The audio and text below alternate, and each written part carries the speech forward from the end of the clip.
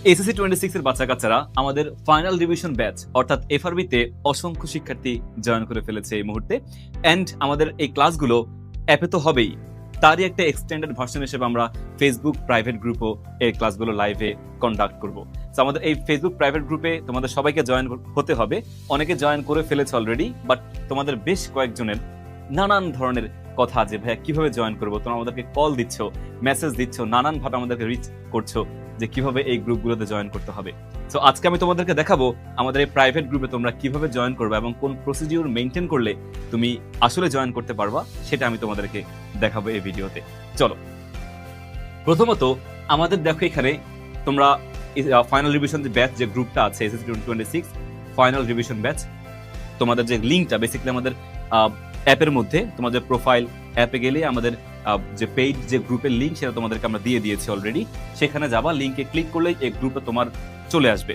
তুমি সেখানে সিম্পলি এই যে জয়েন গ্রুপ যে কথাটা আছে এখানে ক্লিক করবা। জয়েন গ্রুপ কথাটা ক্লিক করলে তোমার এখানে কিছু অপশন আসবে, কিছু ঘর আসবে, এগুলো তোমাকে ফিল আপ করতে হবে এবং তোমাকে অবশ্যই এই জিনিসগুলো ফিল আপ করতেই হবে।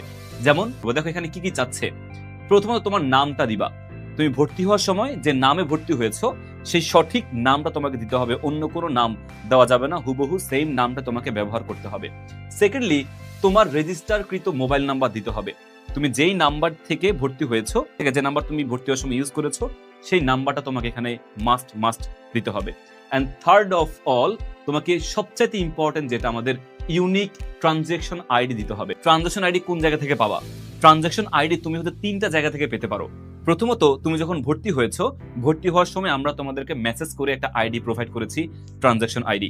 এছাড়াও তুমি যে প্রোফাইল এসিএস ফিউচার স্কুল যে অ্যাপ রয়েছে, সে প্রোফাইলে নিজের যে প্রোফাইলটা আছে সেখানে গেলে তুমি তোমার আইডি, ট্রানজ্যাকশন আইডিটা পেয়ে যাবা। অ্যান্ড 3 নম্বরে, আমরা ভর্তি হওয়ার সময় তোমাদেরকে একটা ইনভয়েস দিয়েছিলাম, তো সেই ইনভয়েস থেকেও তুমি তোমার ট্রানজ্যাকশন আইডি পেয়ে যাবা। সেটা এখানে দিয়ে দিবা। দেওয়ার পরেই এখানে সাবমিট অপশনটা আসবে, সাবমিট করে দিবা এবং আমাদের যে টিম রয়েছে সেই টিম তোমার সমস্ত কিছু স্ক্রিনিং করে দেখে তোমাকে যদি ভ্যালিড মনে হয় তখন তোমাকে অ্যাপ্রুভ করে দিবে এবং গ্রুপে তুমি জয়েন করে ফেলবা।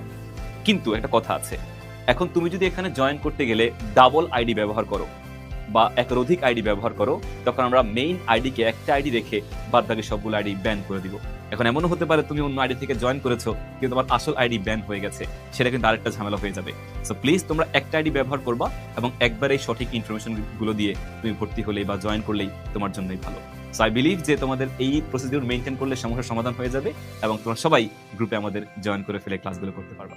সো দেখা হচ্ছে ক্লাসে। আল্লাহ হাফেজ, আসসালামু আলাইকুম।